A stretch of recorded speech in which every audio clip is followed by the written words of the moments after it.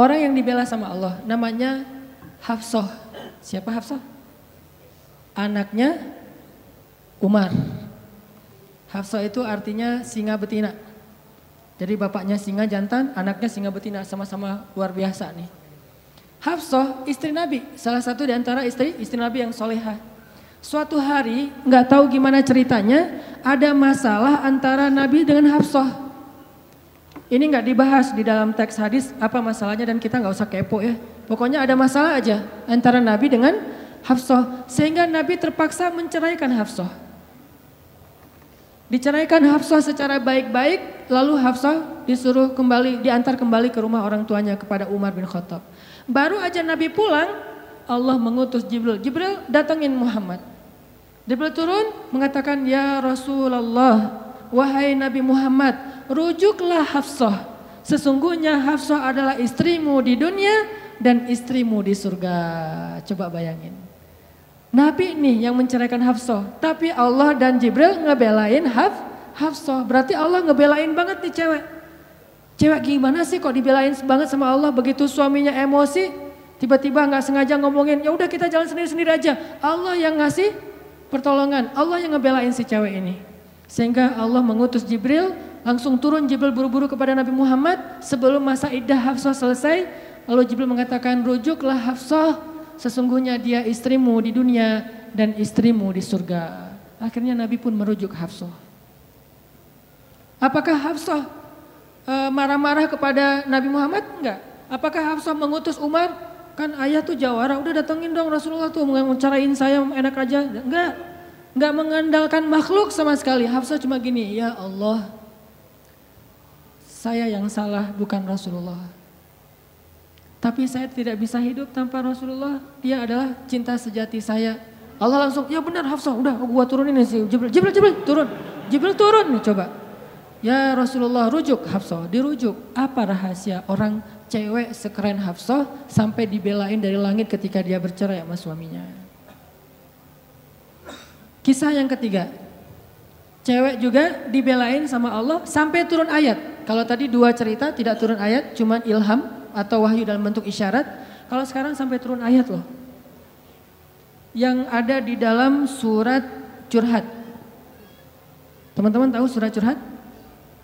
Surat Al-Mujadalah. Kan terjemahan dari Mujadalah curhat kan ya? Jadi kalau kita pengen lihat curhat itu juga ada di dalam Al-Quran. Bahkan jadi nama surat Curhat. Al-Mujadalah atau Al-Mujadilah. Siapa yang dikisahkan di dalam surat itu? Coba teman-teman buka surat Al-Mujadalah, surat 58 ayat 1. Yang punya aplikasi Al-Quran di handphonenya, coba buka surat 58 ayat 1, Al-Mujadalah. Kita lihat nih, gimana Allah ngebelain seorang cewek yang disebut di dalam ayat itu. Saya bacain ya. A'udzu billahi minasy syaithanir rajim. Yuk bareng-bareng.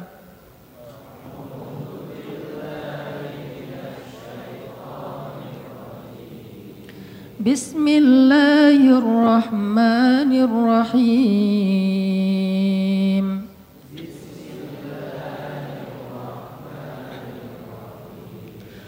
قد سمع الله قول التي تجادلك في زوجها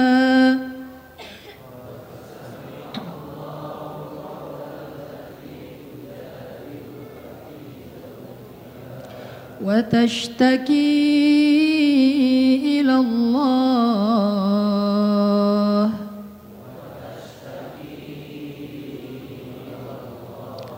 والله يسمع تحاوركما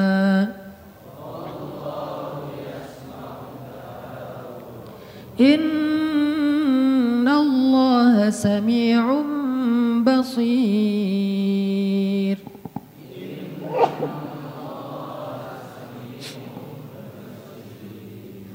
Sungguh Allah telah mendengar ucapan seorang perempuan yang meminta nasihatmu tentang suaminya. Dan dia curhat kepada Allah. Dan Allah mendengar percakapan kalian berdua. Sesungguhnya Allah maha mendengar lagi maha melihat. Siapa cewek ini? Namanya Khawlah bintu Sa'labah. Namanya Khawlah. Catat tuh, biar kita kalau ngegosip, gosipnya tentang sahabat. Siapa istri Nabi ini gosip ya? Tapi gosip yang benar. Siapa istri Nabi yang pintar masak? Jarang dengar kan? Istri Nabi yang pintar masak namanya Zainab. Ummu Salamah. Istri Nabi yang pintar masak namanya Ummu Salamah. Kalau di zaman kita mah jadi Ummu Salamah Cake, punya brand. Pokoknya kalau Ummu Salamah udah masak, Nabi itu senang banget. Masakan kesukaan Nabi itu dimasakin sama Ummu Salamah. Nah sekarang kita ngebahas cewek lain nih yang dibela sama Allah pas dia lagi ada masalah dengan suaminya, namanya Khawlah bintu Sa'labah. Apa yang terjadi? Khawlah tuh diuji dengan punya suami pemarah. Orangnya tuh gampang bete, gampang marah-marah. Pokoknya kalau udah jalan sama suaminya, di jalan dia marah-marah aja. Sama supir angkot marah, sama motor marah, marah aja kerjaannya. Dasar nih orang gak bisa nyetir, dasar nih angkot, dasar. Kerjaannya marah-marah. Dan kalau istrinya salah dikit, dimarahin sama suaminya. Sampai suatu saat saking suaminya ini udah marah dan emosi banget, suaminya pun menzihar Khawlah. Apa menzihar? Menzihar itu menyebutkan istri seolah-olah jadi ibu sehingga dia menjadi haram buat suaminya, kayak ditalak 3 gitu. Kamu buat saya seperti ibu saya, berarti udah nggak bisa lagi jadi suami istri, udah jadi kayak ibu dan anak. Itu tradisi Arab jahiliyah. Nah gara-gara dia dizihar sama suaminya, dia kan bingung. Terus kalau saya udah digituin, apakah saya masih boleh serumah sama suami saya? Masih boleh tidur bareng dengan suami saya? Kan bingung nih. Minta nasihat dan fatwa kepada kiainya. Waktu itu adalah Rasulullah SAW. Datang nih Khawlah ke Nabi dalam wajah yang sedih. Baru dizihar, ditalak 3 sama suaminya, dia datang, ya Rasulullah. Apa hukum seorang suami yang mengatakan kepada istrinya, engkau bagiku seperti punggung ibuku. Artinya udah gak halal lagi. Nabi mengatakan kalau gitu engkau wahai Khawlah sudah cerai dengan suamimu. Udah gak bisa lagi bareng. Bersabar wahai Khawlah. Akhirnya Khawlah pun pulang dalam keadaan sedih. Dia curhat kepada Allah, ya Allah. Memang suami saya itu banyak salahnya. Memang suami saya itu pemarah. Tetapi dialah cinta pertama saya. Coba. Ketulusan cinta cewek. Dialah cinta pertama saya. Dan dia gimana bisa hidup? Siapa yang akan ngerawat dia? Kalau dia menceraikan saya, selama ini yang ngerawat dia cuma saya. Ya Allah, bagaimana ini? Watashtaki ilallah. Minta nasihat kepada manusia, tapi curhat kepada Allah. Itu ayatnya tuh. Tujadiluka watashtaki ilallah. Dia minta fatwanya kepada kamu Muhammad, tapi curhatnya kepada Allah. Jangan terlalu sering curhat kepada manusia. Bahaya. Apalagi dua-duanya masih jomblo. Kita curhat ke teman kita, gue lagi kecengin cewek nih. Kayaknya soleha banget, hafal juz 30. Oh gitu? Ya. Anak mana? Ya sekampus sama kita, namanya si Fulan dan seterusnya disebutin, identitasnya, CV-nya udah lengkap. Ternyata dia duluan yang maju. Ditikung di tengah jalan, kan itu berat banget ya. Gara-gara apa? Kok dia tahu tentang cewek itu? Gara-gara curhat kita. Allah tidak pernah menikung hambanya. Hamba sesama hamba saling menikung. Muncullah adegan nanti datang di acara wedding mantan. Udah gitu nyanyi kayak gitu yang baper-baperan gitu ya. Nangis berjamaah. Ini karena sering curhat kepada manusia. Manusia juga kadang-kadang nyebelin. Kita curhatnya sedikit baru opening, dia udah balas curhat lebih banyak lagi. Gua habis diputusin, caranya nggak enak lagi tuh. Gimana nggak enak? Dia cuma ngomong gini, kita jadi adik kakak aja ya. Kan berat banget buat gua. Oh gitu, lu masih mending, gua lebih parah dari itu. Cerita dia tuh, akhirnya dia yang curhat sama kita. Itu ke manusia. Kalau ke Allah nggak gitu. Allah Maha Sami'un, Maha mendengar. Arti Sami'un itu nggak pernah lelah mendengar. Itu arti Sami. Nggak pernah lelah mendengar. Kita curhat semalam suntuk juga, Allah tetap sayang sama kita. Udah ya, kelamaan curhat kamu, yang lain hamba-hambaku masih banyak tuh. Nggak ada kayak gitu. Makin kita lama curhat sama Allah, makin Allah sayang sama kita. Makin kita lama curhat kepada manusia, makin dia sebel sama kita. Bayangin kita telepon teman kita. Baru juga 10 menit, maaf ya udah lowbat. Maaf ya gue harus ngangkat jemuran, maaf ya dan seterusnya. Manusia, tapi Allah sami'un, maha mendengar. Arti maha mendengar ini Allah tuh gak pernah bosan ngedengerin curhat hambanya. Jadi bukan hanya dia ambil dari angle Allah maha mendengar segala ucapan kita, bukan cuma itu angle-nya. Ambil angle-angle yang motivasi. Ternyata Allah itu gak pernah bosan, gak pernah capek ngedengerin curhat kita. Jadi kalau kita pengen curhat yang panjang, yang gak akan pernah dicuekin. Kadang-kadang kita curhat lewat telepon ke teman kita, di loudspeaker dia ngapain gitu ya. Kok gak ada suara dia, kok diam-diam aja. Kamu dengar kan? Dari jauh dia langsung lari, iya dengar, terus pergi lagi. Kita ngomong sendiri, teleponnya ditaruh di atas bantal, dia pergi. Itu manusia, Allah enggak. Wa idza sa'alaka ibadi anni fa inni qarib. Kalau kita tanya ke Allah pengen curhat, Allah bukan menjauh. Apa-apa, sini, dekat. Allah malah mendekat kepada kita. Apa? Wahai hambaku ada apa? Kalau teman kita menjauh, kalau Allah mendekat coba. Sami'un qaribun. Orangnya tuh qarib. Kalau bahasa kita karib, akrab orangnya. Bukan orangnya, zatnya. Allah itu zatnya akrab. Asik gitu. Nggak bakalan nyebelin. Allah gitu banget sih, saya udah capek-capek curhat semalaman ternyata nggak didengar. Nggak, sami'un. Curhat ke Allah. Begitu Khawlah curhat ke Allah, akhirnya Allah turunkan ayat ini. Sesungguhnya Allah sudah mendengar dan melihat percakapan kalian berdua. Maka sesungguhnya zihar itu perbuatan dosa. Maka tetapi bisa untuk dianulir. Gimana menganulir zihar? Nanti dijelasin di ayat-ayat berikutnya. Allah marahin suaminya, Allah menasehati Rasulullah sehingga akhirnya Rasulullah memanggil kembali Khawlah, Khawlah kesini dong. Datang Khawlah, ada apa ya Rasulullah? Allah telah mendengar percakapan kita wahai Khawlah. Allah mendengar percakapan Rasul dengan Khawlah dan disebutin percakapannya sehingga kemudian Allah mengatakan sesungguhnya perbuatan zihar itu adalah dosa besar. Dimarahin tuh suaminya sama Allah. Allah sendiri yang marahin suaminya. Gimana kok ada cewek yang dibela banget sama Allah sampai suaminya dimarahin Allah ketika menyakiti dia. Ini seseorang yang luar biasa, sesuatu banget nih. Bisa nggak kita jadi cewek-cewek yang seperti Khawlah di zaman now? Ya. Bisa nggak tuh? Dibelain sama Allah. Begitu kita ada masalah sama teman kita, dia menghina kita, mencela kita, Allah yang ngebelain kita. Mungkin gak akan turun wahyu lagi karena wahyu sudah terputus sejak Rasulullah wafat. Tapi Allah punya banyak cara membela hambanya, bukan cuma dengan wahyu. Apa rahasia Khawlah jadi orang sekeren ini? Sehingga ketika suatu hari Umar bin Khattab udah jadi presiden kedua, Amirul Mukminin julukannya. Umar pernah lagi kayak belusukan, lagi jarambah gitu masuk ke gang-gang. Tiba-tiba ketemu Khawlah. Dan waktu itu Khawlah udah jadi nenek-nenek, udah agak senior nih. Lihat Umar lewat diberhentiin sama Khawlah. Tunggu dulu. Bayangin presiden diberhentiin sama nenek-nenek. Ini presiden luar biasa ya. Mobilnya dengan segala pas pampresnya diberhentiin sama dan pakai pas pampres karena banyak yang pengen bunuh Umar kan. Akhirnya terpaksa pakai pengawal. Diberhentiin sama Khawlah. Tunggu dulu, berhenti. Umar turun dari ontanya.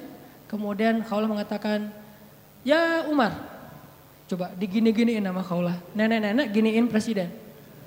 Ya Umar, dulu itu kamu itu cuma anak kecil ingusan yang kami panggil Umair. Umar itu artinya Umar kecil. Kayak Sam jadi Semi, anak kecil jadi. Umar jadi Umair, pakai Y. Mungkin orang barat juga nyontohnya dari bahasa Arab. Pakai Y jadi kecil. Ataki, kalau jadi Y, Ataki kecil. Umar, Umair. Umar, dulu tuh kamu cuma anak ingusan yang kami panggil Umair. Artinya, lo mah junior, saya yang senior. Itu maksudnya. Terus tiba-tiba Allah memberi kamu tubuh yang gagah, kekuatan yang luar biasa, sehingga kami memanggil kamu dengan Umar. Lalu Allah memberikan kamu hidayah, sehingga kami memanggil kamu Al-Faruq. Lalu Allah memberikan kepada kamu amanah sehingga menjadi pemimpin sehingga kami memanggil kamu Amirul Mukminin. Ketahuilah wahai Umar, sesungguhnya kamu bukan siapa-siapa tanpa Allah Subhanahu wa taala. Dinasihatin nih presiden sama nenek ini. Pengawalnya presiden agak tersinggung. Udah ya nenek, minggir presiden mau lewat gitu. Kata Umar, biarkan dia, wahai pengawal. Kalian tahu nggak siapa dia? Emangnya siapa? Pengawalnya kayaknya nih anak-anak baru hijrah gitu, belum kenal gitu. Nggak tahu siapa Khawlah. Jadi bukan orang-orang yang udah Islam dari awal. Nggak tahu cerita Khawlah. Kalian tahu nggak siapa dia? Siapa ya Amirul Mukminin? Dialah orang yang karenanya turun surat Al-Mujadalah atau Al-Mujadilah. Allah saja ngebela dia dari langit. Siapa kalian yang pengen mengusir dia? Akhirnya semuanya pada cium tangan Khawlah. Kalau dalam bahasa kita mah. Akhirnya baru Umar, ya udah, ada lagi Nek? Gak ada, udah pergi aja. Ya udah, pergi. Coba, siapa orang yang seperti Khawlah dibela sama Allah, diistimewakan sama Allah, sampai akhirnya orang-orang sekelas Umar pun gak berani macam-macam sama Khawlah. Apa rahasianya? Ini Khawlah. Cerita yang lain, orang yang dibela sama Allah Subhanahu wa Ta'ala itu Aisyah, istri Nabi SAW, yang dijuluki dengan panggilan, dua panggilan Aisyah. Yang satu panggilannya Humaira. Apa arti Humaira? Kalau lagi malu wajahnya merah. Pernah ngeliat cewek wajahnya merah? Pakai gitu ya. Kalau Aisyah itu bukan karena dia make upan, memang wajahnya merah kalau lagi malu. Kalau Nabi muji-muji Aisyah, malu merah. Malu pakai ngomong. Itu mah saya. Aisyah Humaira, wajahnya kemerah-merahan. Saking putihnya Aisyah, Abu Bakar itu kan orangnya putih. Makanya anaknya juga kenapa dipanggil Abu Bakar? Padahal bukan nama aslinya, itu apa? Aka lah ya. S non S gitu. Aka Abu Bakar. Kenapa dipanggil Abu Bakar? Abu Bakar itu artinya bapak yang punya anak perawan yang cantik-cantik. Aisyah, Asma, itu cantik-cantik semua tuh. Makanya bapaknya dipanggil Abu Bakar. Kita kalau punya, kita yang belum nikah, yang udah nikah, kalau punya anak cewek 2 orang, maka dia bisa dipanggil Abu Bakar. Walaupun namanya bisa aja Asep, bisa aja siapa gitu. Tapi bisa dipanggil Abu Bakar. Kenapa? Punya anak perawan, cantik, soleha. Humaira. Nama lainnya, Nabi juga senang manggil Aisyah itu dengan panggilan Aish. Disingkat Aisyah jadi Aish. Dalam bahasa Sunda jadi Eis. Itu benar. Pasti orang Sunda manggil Eis itu asal muasalnya dari panggilan Aisyah. Karena kita nggak bisa susah ngucapin A, dari Ais jadi Eis. Berarti orang Sunda juga ada hubungannya dengan para ulama. Eis. Jadi yang manggil istrinya walaupun nama istrinya mungkin siapa gitu ya, manggil aja Eis. Kok Eis sih? Aisyah gitu, Aish. Panggilan sayang Nabi nih. Saking cantiknya Aisyah, banyak yang sebetulnya baper ketika Nabi nikah sama Aisyah. Patah hati cowok-cowok Madinah.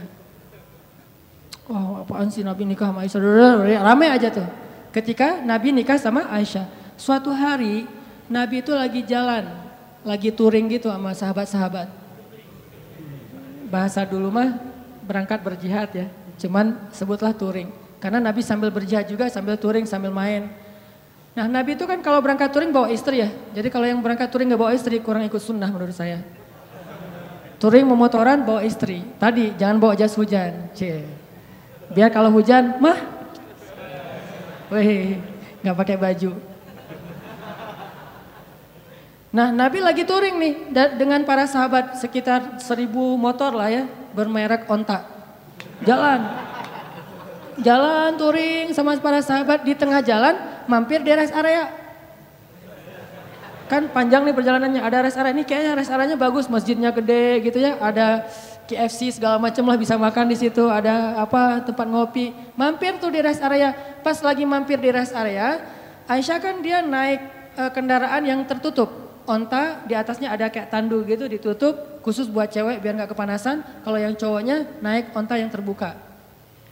Kalau bahasa kita sekarang tuh mobil lah ya. Aisyah naik mobil, suaminya naik motor. Yang nyetir siapa ya? Dan cara nih ada gimmick dikit tapi penting ya. Bekal buat teman-teman nanti kalau udah nikah.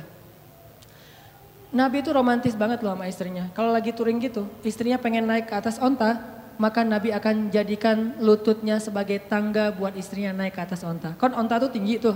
Udah duduk juga masih jangkung tinggi gitu kan. Maka Nabi akan jongkok. Aisyah. Akhirnya Aisyah nginjak lutut Nabi. Dipegang sama tangan Nabi. Dinaikkan ke atas onta. Tuh cowok banget tuh. Makanya kalau kita pengen naikin istri kita ke atas motor, walaupun motornya bebek ya, gak masalah lah. Motor bebek, udah diceperin lagi tuh, rendah gitu ya.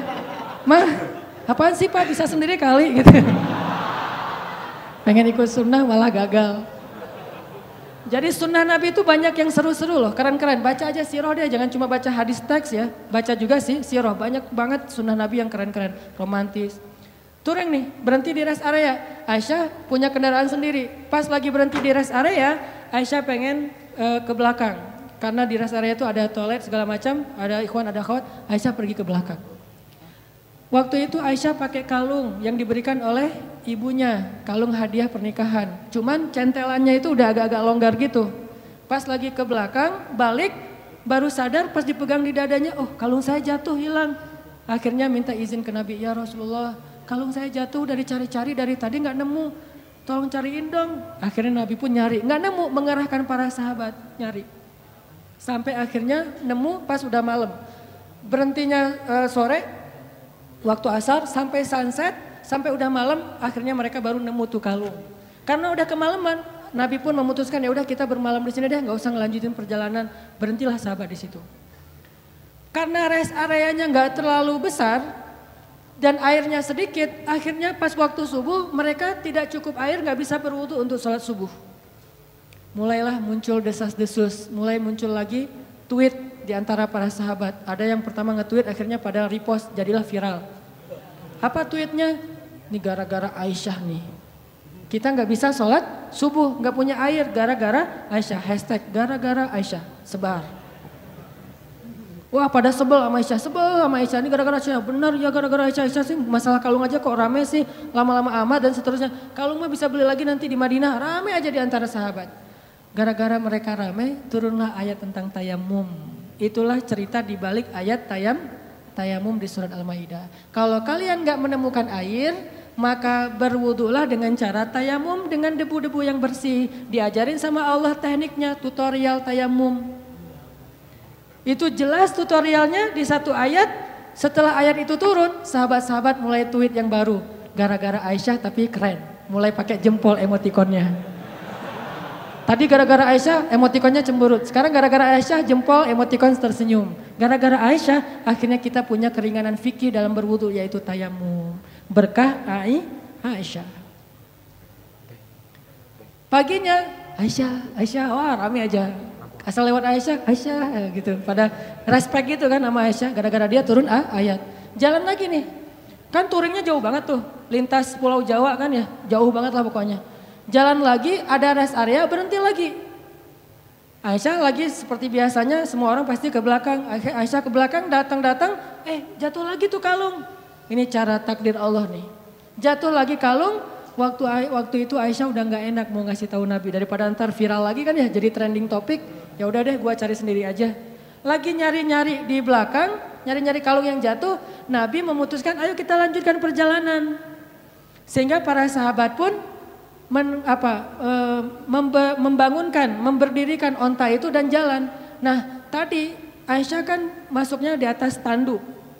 Waktu itu sahabat yang mengangkat tanduk nggak sadar kalau di dalamnya Aisyah udah nggak ada. Kenapa? Itu menunjukkan bahwa Aisyah itu kurus. Itu komen ulama di hadis tersebut. Makanya kalau baca hadis jangan cuma baca teksnya, baca komennya juga. Biar lebih jelas gitu. Oh ternyata kata ulama Aisyah itu kurus. Kenapa bisa kurus? Dia rajin zumba. Zumbanya Aisyah ngepel di rumah, beres-beres rumah itu zumbanya Aisyah. Jadi keringatan terus sehingga badannya tuh bagus. Gak pernah lebih dari 55 kilo. Kalau ada di atas 55 kilo berarti gak ikut sunnah. Ya. Buat cewek ya, buat cewek. Aisyah tuh masih kurus, jadi dia ada di dalam tandu gak ada, sama aja gak terlalu ngaruh. Karena berat tandu lebih berat daripada Aisyah. Begitu diangkat oleh para sahabat gak sadar kalau Aisyah udah gak ada di dalam tandu. Jalanlah Nabi. Yuk berangkat semuanya pada jalan. Kalau di tol kan gak bisa balik arah tuh, udah jalan-jalan aja, ketinggalan di rest area. Nah Aisyah lagi nyari-nyari, pas dia dapat, senang, alhamdulillah udah dapat nih. Balik ke tempat Nabi tadi berhenti, ternyata pasukan Islam atau rombongan touring udah pada pergi. Ketinggalanlah Aisyah dari rombongan touringnya. Karena tertinggal, Aisyah pun berpikir nanti kalau Nabi sadar, pasti Nabi akan jemput lagi nih. Ya udah saya tunggu aja. Sambil nunggu Aisyah pun duduk di sebuah batu bersandar. Karena nunggunya lama bersandar di batu, lama-lama ketiduran. Tertidur di sebuah batu gitu. Nabi kalau ngelakuin touring biasanya menempatkan seorang sahabat sebagai penyisir jalan di belakang. Takutnya ada barang yang ketinggalan, orang ketinggalan kayak gitu. Namanya Sofwan bin Mu'attal. Sofwan ini jomblo terkeren di Madinah. Anak Madinah yang keren, masih jomblo pula. Dan biasanya cewek-cewek kalau Sofwan lewat, Sofwan gitu. Sofwan tuh terkenal lah, paling keren. Kalau di Mekah yang keren kayak Sofwan itu Mus'ab bin Umair. Yang parfumnya nggak ada duanya di Mekah, cuma ada satu. Sehingga kalau Mus'ab lewat di sebuah gang, cewek-cewek langsung sadar, Mus'ab baru lewat loh, kenapa? Gua cium harumnya parfum Mus'ab. Kalau Mus'ab nyuci pakaiannya, maka orang berlomba-lomba pengen ngambil pakaian itu untuk cuci bareng dengan pakaian dia supaya parfumnya pindah. Saking kerennya parfum, memang parfum gimana? Harga 100 milinya, 100 mili itu yang kecil, 20 juta. Karena saya pernah pas lagi umroh nyari-nyari parfum kayak gitu tuh di Bin Daud, di Hilton, di depan Masjidil Haram. Pas saya masuk ditanya sama yang penjaganya, dari mana? Indonesia. Udah gak usah masuk deh. Kenapa? Indonesia bakhil katanya. Kalau Malaysia boleh masuk, kalau Indonesia nggak boleh, ini penghinaan nih kata saya nih. Masa orang Malaysia boleh masuk? Soalnya orang Malaysia kalau masuk beli, kalau kita cuma window shopping gitu kan, udah pergi. Saya tanya, karena saya bisa bahasa Arab capruk, anak uhibbu supermil lah pokoknya ya, capruk aja, banyakin ain aja pokoknya biar Arab gitu ya. Akhirnya dia nggak ngerti, udah masuk aja lah, karena nggak ngerti ya daripada rame. Masuk ngelihat parfum 1 milinya 100 mili yang kecil gitu harganya 20 juta. Pas saya lihat langsung jantungan. 20 juta berarti sekali pakai 100 ribu. Dicoel sekali 100 ribu, 2 kali 200 ribu, sehari 500 ribu pakai parfum doang. Itu Mus'ab bin Umair. Sofwan gitu juga tuh. Anak Madinah yang bisa dibilang cowok kece-nya Madinah lah. Lagi nyisir, pas sampai di rest area ngelihat ada cewek lagi tidur di atas batu, bukan tidur lebih tepatnya bersandar di batu ketiduran. Pas Sofwan mendekat ngelihat wajahnya ternyata itu Aisyah, langsung Sofwan berta'awuz, auzubillahi minasyaitonirrajim. Terus Sofwan mengatakan taraju, innalillah wa inna ilaihi rajiun. Taraju yang di Tasik Garut itu dari bahasa Arab, taraju. Apa arti taraju? Innalillah wa inna ilaihi rajiun. Taraju artinya mengucapkan innalillah. Langsung Sofwan, innalillah wa inna ilaihi rajiun, berpaling. Coba bayangin, solehnya Sofwan. Kalau kita kan alhamdulillah, kebaliknya. Kalau Sofwan innalillah, nih cowok keren tuh kayak gitu tuh, innalillah. Kalau Maryam ngelihat Jibril, kan Maryam pernah lagi sendirian tuh di mihrab, lagi berzikir. Tiba-tiba datang cowok keren namanya Gabriel. Jibril itu kan kalau turun ke bumi berwujud basyaron sawiyya, laki-laki yang sempurna. Pas Maryam ngelihat cowok keren gitu, apa kata Maryam? A'udzubillah. Bukan Masya Allah, bukan. A'udzubillah. Jadi cewek-cewek nih kalau ngelihat postingan ada cowok yang keren, a'udzubillah. Yang mana ya tadi? A'udzubillah aja, jangan dilihat. Yang cowok-cowoknya ada yang cewek keren, innalillah wa inna ilaihi rajiun. Jadi kalau cewek-cewek nanti di luar dengerin ada yang tarajo, berarti ada yang keren tuh. Mana. Innalillah wa inna ilaihi rajiun. Karena ucapan tarajunya keras, akhirnya Aisyah kaget dan bangun. Pas Aisyah bangun langsung Aisyah nunduk gitu karena malu kepada Sofwan. Sofwan gak banyak nanya, gak nanya Aisyah ngapain sendiri di sini, lagi nungguin saya ya? Enggak. Nih solehnya sahabat ya, biar kita bisa ngebandingin sama kita. Enggak nanya Aisyah lagi ngapain di sini, Aisyah kenapa duduk di situ, Aisyah enggak. Begitu udah selesai taraju, Aisyah bangun, Sofwan langsung mengambil ontanya, didudukkan di dekat Aisyah, terus Sofwan menjauh dan membelakangi. Untuk apa? Biar Aisyah naik ke atas onta dan Sofwan gak ngelihat gimana cara si cewek itu naik. Kalau udah nikah romantis banget, kalau belum nikah terjaga banget. Tuh benar-benar orang-orang yang luar biasa. Belum nikah dia menjauh, gua gak pengen lihat gimana cara Aisyah naik di atas motor, kan naiknya cewek di atas motor apalagi boncengan pas pulang sekolah kan agak sesuatu ya. Bahaya kan? Nah Sofwan gak mau ngelihat itu, cara cewek naik, walaupun Aisyah itu sangat terjaga auratnya, tapi masih Sofwan menjaga hatinya, gak mau lihat ngelihat ke sana, tapi di sebelah sana ada cermin jadi bisa tembus ke belakang. Nggak ngelihat. Kalau di mall kan suka gitu ya, buang muka gitu ke arah cermin, biasa bisa ngeliat dari sebelah sana. Bukan pengalaman ya. Pernah. Nah, akhirnya Sofwan menjauh, membelakangi Aisyah. Dalam durasi kira-kira si cewek ini udah selesai naik ke atas unta. Begitu udah selesai, Sofwan datang, ngambil tali kekang unta dan ditarik. Untanya berdiri, jalan. Sofwan jalan kaki di depan, Aisyah naik di atas unta. Itu cara paling bagus boncengan. Jadi jangan dibonceng gitu. Apalagi ini ojek-ojek online ya. Kalau yang ordernya cewek, Neng, naik Neng. Kita mah gak usah naik ke atas motor, di samping aja dorongin motor. Kenapa Mang kok gitu caranya? Sofwan. Sofwan itu siapa? Gak pernah ikut talim ya. Makin sombong ya, makin ria. Sofwan narik tuh tali kekang onta, Aisyah di belakang. Gak pernah sekalipun Sofwan menoleh ke belakang. Aisyah butuh sesuatu? Enggak. Atau mungkin bisa miss call kalau ada apa-apa. Ini nomor saya, modus. Gak ada sama sekali. Aisyah gak diajak ngobrol, Aisyah kenapa tinggal sendiri dan segala macam. Enggak sama sekali, diam sepanjang perjalanan sampai di Madinah. Nabi sampai di Madinah gak sadar kalau Aisyahnya ketinggalan. Karena Nabi gak langsung pulang. Biasanya nyambut tamu dulu, ada urusan negara lah. Nah, lama baru dari belakang Aisyah dengan Sofwan muncul. Di Madinah waktu itu kebenaran orang-orang Yahudi lagi nongkrong di gerbang. Karena salah satu hobi orang Yahudi itu nongkrong di jalan. Senang banget nongkrong di jalan tuh. Nongkrong gitu-gitu ya di jalan. Nah pas lagi orang Yahudi nongkrong di jalan, tiba-tiba dari kejauhan datanglah Aisyah dengan Sofwan berdua. Tapi satu di atas onta, satu lagi narik tali kekang onta. Orang Yahudi tadi lagi nongkrong nih, lagi ngobrol. Datanglah Aisyah sama Sofwan, begitu mereka ngelihat Sofwan dan Aisyah, langsung sepi. Diam semua orang Yahudi, diam aja. Diam, tuh ada yang lewat.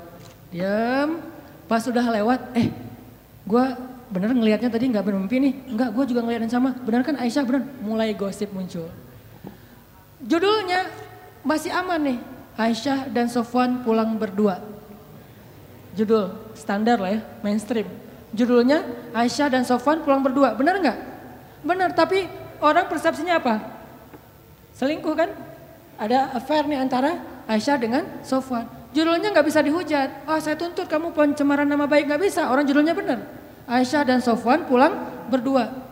Atau nanti dikembangin lagi. Aisyah dan Sofwan ada apa? Tanda tanya. Bisa aja kayak gitu. Ada apa dengan AADA gitu. Ada apa dengan Aisyah. Nah gara-gara orang Yahudi nyebarin tweet, hashtag, postingan kayak gini. Mulai viral di antara kaum muslimin. Ada apa dengan Aisyah? Aisyah selingkuh, Aisyah dan Sofwan ada sesuatu. Ramelah fitnah di antara kaum muslimin tentang Sofwan dan Aisyah. Sampai akhirnya fitnah ini terdengar kepada Rasul. Nabi juga sempat hampir ragu sama Aisyah. Saking semua orang ngebicarain itu. Lo udah dengar berita belum? Apa? Aisyah sama Sofwan ternyata kemarin pulang berdua ada sesuatu tuh. Oh gitu? Kan suka gurih ya omongan-omongan kayak gini nih. Bisa ditambah-tambahin, pecinnya ditambahin, jadilah pecinnya banyak. Makin banyak pecin, makin sedap. Makin susah untuk berhenti kan? Nah gitulah gosip. Akhirnya viral, jadi trending topik di Madinah, Aisyah dan Sofwan ada affair. Sampai ada seorang sahabat, kalau gak salah namanya Abu Ayyub, pulang ke rumah. Nanya ke istrinya, Mah udah dengar berita yang lagi trending topik belum? Udah Pak, Mama juga baru buka Instagram, kata istrinya. Mama punya Instagram kok Bapak gak di follow? Bahaya. Aisyah sama Sofwan katanya di fitnah ada sesuatu. Gimana menurut Mama? Kata Abu Ayyub. Nih jawaban istrinya nih jadi panduan buat kita kalau dengar gosip. Apa kata istrinya? Ya Abu Ayyub, gimana pendapat engkau jika ada yang mengatakan engkau selingkuh dengan seorang perempuan? Kata Abu Ayyub, ya gak mungkin lah. Papa mau selingkuh, kan udah cukup dengan Mama. Mama kan segalanya buat Papa. Udah gak ada lagi, gak akan terbuka lagi lah hati Papa buat cewek yang lain mah. Udah gitu-gitu. Benar Pak, benar. Sesungguhnya Sofwan itu lebih soleh daripada Papa. Kalau Papa gak mungkin selingkuh, maka Sofwan juga gak mungkin. Oh gitu, ya deh. Ditanya lagi sama istri Abu Ayyub. Pah, ya Aba Ayyub, gimana menurut engkau jika ada yang mengatakan mama selingkuh? Kata Abu Ayyub, nauzubillah, gak mungkin. Papa percaya banget sama mama. Mama itu kan cewek yang paling setia, yang menjaga diri dan segala macam. Kata istrinya, sesungguhnya Aisyah lebih soleha daripada mama. Kalau mama aja gak mungkin selingkuh, apalagi Aisyah. Coba. Gampang kan menyelesaikan masalah kayak gini? Ada isu, sesungguhnya dia lebih soleh daripada kita. Kalau kita aja gak mungkin, pasti dia lebih gak mungkin lagi. Begitu caranya, husnuzon. Tapi di luar, berita itu tetap berkembang. Sampai akhirnya Nabi datang ke rumah Aisyah. Bertanya kepada Aisyah, ya Aisyah, pasti kamu sudah mendengar berita tentang ini. Gimana menurut kamu, wahai Aisyah? Kata Aisyah, kalau saya bilang berita itu bohong, mungkin Nabi gak percaya sama saya. Padahal itu bohong. Kalau saya bilang itu benar, tapi Allah Maha tahu bahwa itu tidak benar. Maka saya tidak akan membela diri. Wallahul musta'an. Saya akan curhat hanya kepada Allah saja. Allah yang Maha menolong. Masuk ke kamar. Aisyah kecewa gitu sama Nabi. Karena Nabi dianggap nggak ngebelain Aisyah. Nabi juga bingung. Benar nggak? Emang kayak gitu. Saking parahnya berita ini. Nabi juga bingung nih. Hampir aja Nabi menceraikan Aisyah. Saking luar biasanya fitnah. Nggak lama kemudian Nabi dalam keadaan sedang sedih, rasa perasaannya itu lagi kacau banget. Turun surat An-Nur ngebelain Aisyah. Sesungguhnya orang-orang yang menyebarkan berita bohong itu adalah bagian dari umat Islam sendiri. Ternyata yang menyebarkan itu bukan orang Yahudi. Orang Yahudi cuma munculin tweet pertama orang Yahudi, tapi yang bikin dia viral orang Islam. Mungkin postingan pertama bukan dari orang Islam, dari luar. Sengaja pengen bikin masalah. Yang bikin itu jadi fitnah, kita sendiri nge-repost sembarangan. Mungkin gak ada masalah sebetulnya, kita aja yang membentur-benturkan. Sesungguhnya yang membawa berita bohong itu adalah orang Islam sendiri. Maka katakan kepada mereka, jika kalian tidak bertobat sesungguhnya itu zalim yang paling besar. Janganlah kalian meringankan ucapan kalian, meremehkan, sesungguhnya di sisi Allah itu dosa besar, dan seterusnya. Satu halaman penuh ayat turun untuk ngebelain Aisyah. Bayangin, satu halaman di surat An-Nur. Khusus tentang Aisyah. Akhirnya Nabi pas dapat ayat ini, ngumpulin para sahabat, ayo ngumpul. Nabi pun membacakan ayat itu, para sahabat bertakbir, Allahu Akbar. Ternyata sudah turun tabayyun dari langit, bukan dari bumi. Klarifikasinya, yang membersihkan nama baik Aisyah dan Sofwan, Allah Subhanahu wa Ta'ala. Langsung dari Allah. Sehingga akhirnya Nabi pun datang ke rumah Aisyah, nyari, ya Abu Bakar, sudah turun ayat. Mana Aisyah? Aisyah disuruh keluar oleh Abu Bakar. Ketika Aisyah udah keluar, Rasulullah mengatakan, ya Aisyah, berbahagialah, Allah sudah turunkan ayat yang membela kamu, bahwa sesungguhnya itu semuanya berita bohong. Aisyah pun masuk lagi ke kamar dalam keadaan ngambek. Abu Bakar masuk ke dalam, Aisyah, kenapa masih ngambek sama Rasulullah? Udah ucapin terima kasih sama Nabi. Kata Aisyah, enak aja, ngapain saya minta terima kasih ke Rasulullah, kan yang bela saya Allah. Udah biarin aja orang itu, kata Aisyah. Coba, apakah Rasulullah marah? Enggak. Kata Abu Bakar, ya Rasulullah, Aisyah lagi ngambek, gak mau ketemu. Ya udah nggak apa-apa, memang Aisyah pantas untuk melakukannya. Nabi pun pergi. Biarkan Aisyah menyelesaikan, merecovery dulu perasaannya. Selang beberapa hari Nabi datang lagi, udah normal lagi.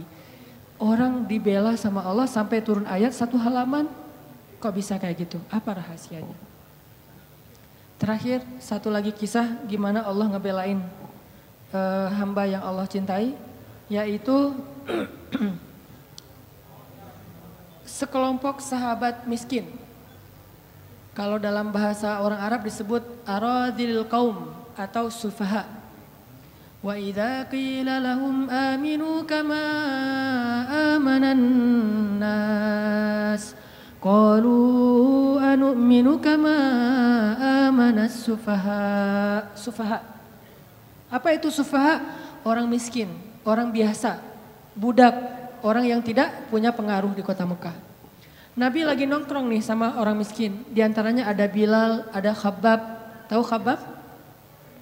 Khabbab itu sahabat Nabi yang dibakar hidup-hidup sambil dijadikan kayak kambing guling gitu. Kayak kebab. Itu Khabbab tuh. Mungkin dari situ awal kata ininya dibakar hidup-hidup sampai nanah atau lendir dari kulit Khabbab itu memadamkan api membakarnya. Ini Khabbab. Ketika dia udah di masa Umar suruh Khabbab untuk buka baju dan Umar mengatakan, saya belum pernah ngelihat ada orang yang tatonya lebih banyak daripada Khabbab. Tatoan. Tato bekas apa? Bekas dibakar. Kalau kita kan tatonya dibentuk, ini tatonya gara-gara beriman. Jadi kalau ada yang tatoan, sesungguhnya Khabbab lebih keren lagi tatonya. Kenapa ditato? Gara-gara dibakar hidup-hidup sampai seluruh tubuhnya ada bekas bakar. Rusak tubuhnya. Bilal, Khabbab, Ammar bin Yasir, Suhaib bin Amr Ar-Rumi. Beberapa orang sahabat yang miskin. Lagi duduk sama Nabi, lagi nongkrong gitu. Nabi lagi ngajarin ilmu.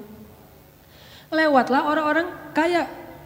Ada Suhel, ada Abu Jahal, ada bapaknya Khalid, Walid Al-Mughirah, orang-orang kaya nih, orang-orang terpandang, lewat pakai Alphard, lewat aja.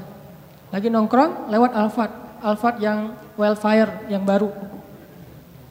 Berhenti nih, turun orang-orang dari Alphard itu naik kuda onta yang paling mahal. Kenapa saya bilang Alphard? Karena emang harga ontanya seharga Alphard. Kalau kita tahu onta merah, itu harga satu ontanya paling murah 2 miliar. Lebih mahal dari Alphard ya, Ferrari lah atau Porsche. Mobilnya, mobil yang kelas udah keren banget. Turun nih mereka dari onta-onta merah yang mahal-mahal, yang gaya-gaya gitu turun. Ngelihat Nabi lagi nongkrong sama sahabat-sahabat miskin, mereka mengatakan, ya Muhammad, gimana kami akan beriman kalau setelah beriman nanti kami disuruh duduk bareng dengan orang-orang kayak mereka. Gak bakalan, gak level kata mereka. Terus apa mau kalian? Kalau kamu pengen kami beriman, coba kamu pisahkan tongkrongan kamu dengan kami, dengan kamu dengan mereka. Pokoknya kami gak mau nongkrong bareng sama mereka. Bisa gak? Kata Nabi, bisa. Asal mereka mau duduk mendengarkan ceramah Nabi, nasihat dakwah.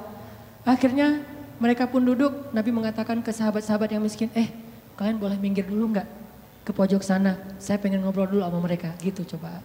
Apakah Nabi mengusir atau menghina mereka? Enggak. Nabi hanya berpikir ini kesempatan penting nih. Orang-orang yang berpengaruh mau dengar dakwah Nabi. Kapan lagi nih? Nah Nabi ngomong baik-baik. Boleh enggak kalian duduk sebelah sana? Mereka pun mengatakan iya ya Rasulullah. Tapi mereka sedih. Digituin sama Nabi. Walaupun Nabi enggak punya niat untuk nyakitin mereka. Tapi mereka sedih. Ya udah dah. Dah kita mah apa atuh gitu ya. Nah, mojok. Mojok. Pas lagi mojok gitu turun ayat. Salah satunya itu ada di dalam surat Al-An'am ayat 52. Nanti teman-teman bisa baca di rumah. Surat Al-An'am ayat 52.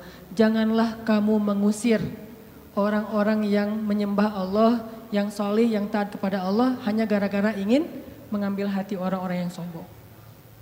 Setelah ayat ini turun, Nabi langsung meninggalkan kelompok orang-orang yang sombong dan balik ke mereka. Nabi minta maaf kepada mereka, datanglah ke sini. Terus Nabi membuka sorbannya, menggelarkan sehingga mereka duduk di atas sorban Nabi SAW. Ini salah satu ayat yang Nabi ditegur selain Abasa, At-Tahrim, Al-Ahzab, Al-Anfal. Kan Nabi banyak ayat yang beliau ditegur ya. Bukan karena melakukan kesalahan, kekeliruan. Bedain antara keliru sama salah. Nabi tidak pernah melakukan kesalahan. Tidak pernah berbuat dosa, tapi keliru wajar manusia. Karena keliru itulah kita belajar. Kalau kita keliru jangan sombong untuk mau memperbaiki. Nabi juga mencontohkan kayak gitu. Nabi pernah sholat lupa. Harusnya 4 rakaat jadi 2 rakaat. Udah sahabat ikut aja kan.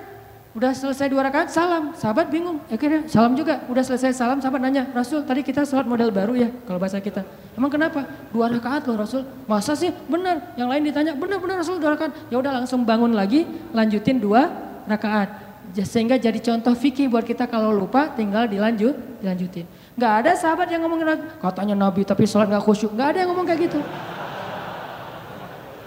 Kalau kita kan suka seuzon gitu sama ustadz, sama ulama ya. Katanya ustadz ngajarin khusyuk tapi dia sendiri sholatnya gak khusyuk. Wajar, manusiawi banget kayak gitu. Karena salahnya ulama justru jadi pelajaran. Benarnya kita gak jadi apa-apa. Ulama salah masih dapat pelajaran. Kita benar gak dapat apa-apa. Saya pernah sholat Jeddah, sholat asar. Imamnya syekh gitu, janggotan, bahasa Arab. Dari sana emang semua bahasa Arab. Ngimamin sholat asar. Ternyata lupa tahiyat. Pas udah selesai rakaat kedua, enggak tahiyat langsung berdiri. Harusnya kan duduk tahiyat dulu, ini langsung berdiri, dari sujud langsung berdiri. Akhirnya makmumnya bingung nih.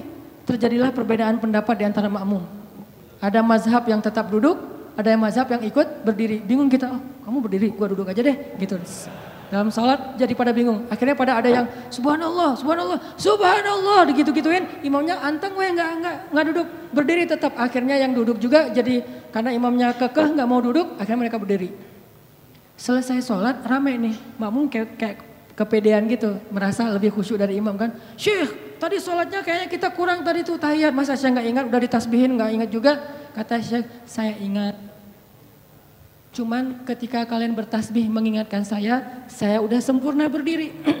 Berdiri itu rukun sholat, duduk itu sunnahnya.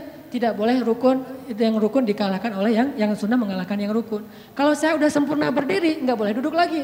Kecuali saya baru setengah berdiri, kalian mengatakan subhanallah, saya akan duduk.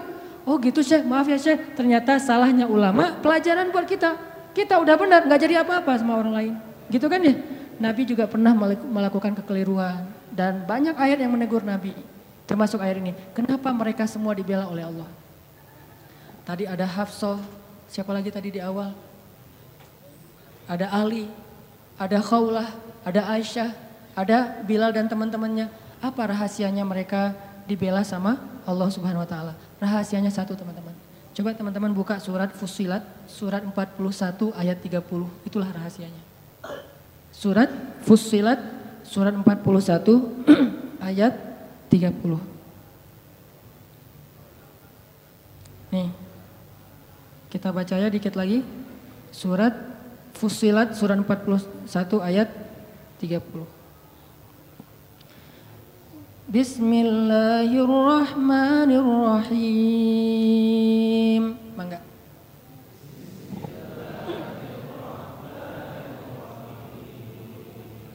Innal ladzina qalu rabbuna Allahu tsumma istaqamu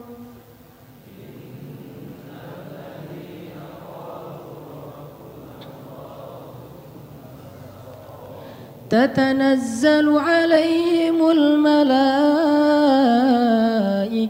ألا تخافوا ولا تحزنوا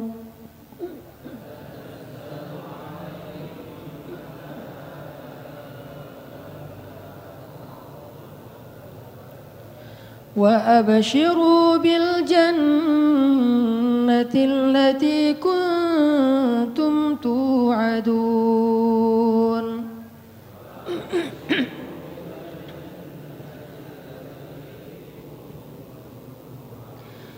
نحن أولياؤكم في الحياة الدنيا وفي الآخرة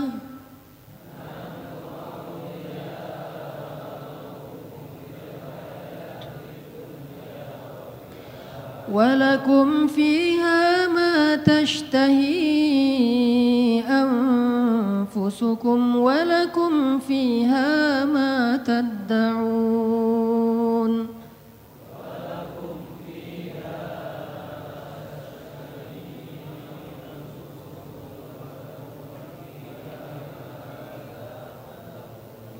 Sesungguhnya orang-orang yang berkata Rob kami adalah Allah, kemudian mereka berkomitmen istiqomah, maka turunlah kepada mereka malaikat-malaikat secara berbondong-bondong dan mengatakan janganlah kalian takut, janganlah kalian khawatir, bergembiralah dengan surga yang telah dipersiapkan untuk kalian semua. Kami adalah pelindung-pelindung bagi kalian dalam kehidupan dunia dan dalam kehidupan akhirat. Di sana, di dalam surga, ada hal-hal yang kalian sukai dan di sana juga ada apapun yang kalian minta. Ini rahasianya. Istiqomah. Arti istiqomah, satu komitmen, dua konsisten. Sehingga kata Allah, tatanazzalu alaihimul malaikah. Sebagaimana Jibril turun untuk ngebelain Hafsah. Tatanazzalu alaihimul malaikah, sebagaimana Jibril turun membawa wahyu untuk Aisyah. 2 kali, 1 ayat tayamum, 2 ayat untuk membela fitnah terhadap Aisyah. Tatanazzalu alaihimul malaikah. Nahnu awliyaukum, kami yang akan ngebelain kalian, yang akan ngelindungin kalian. Siapa kami? Allah Subhanahu wa taala yang kemudian menyuruh para malaikat untuk ikut serta membela dan melindungi orang-orang yang Allah bela. Siapa mereka? Orang yang istiqomah. Makanya terus aja on the track, jangan sampai kita melenceng. Kalau terlanjur melenceng langsung balik lagi. Melenceng langsung balik lagi, cara baliknya dengan taubah dan istighfar, hijrah. Kalau kita istiqomah, nanti suatu saat setelah istiqomah kita diakui oleh Allah, disahkan, Allah udah ridho, oh ternyata benar kamu istiqomah, maka Allah Subhanahu wa taala yang akan membela kita, bukan manusia. Allah sendiri yang bakal ngebelain kita. Mudah-mudahan kisah-kisah tadi bisa jadi booster buat hati kita agar lebih istiqomah, lebih komitmen dengan agama Allah. Jangan kecewain Allah, maka Allah nggak bakalan ngecewain kita. Jangan tinggalkan Allah, maka Allah nggak bakalan ninggalin kita. Jangan cuekin Allah, maka Allah juga nggak akan nyuekin kita. Aku tergantung prasangka hambaku kepadaku. Barakallahu li wa lakum. Wassalamualaikum warahmatullahi wabarakatuh.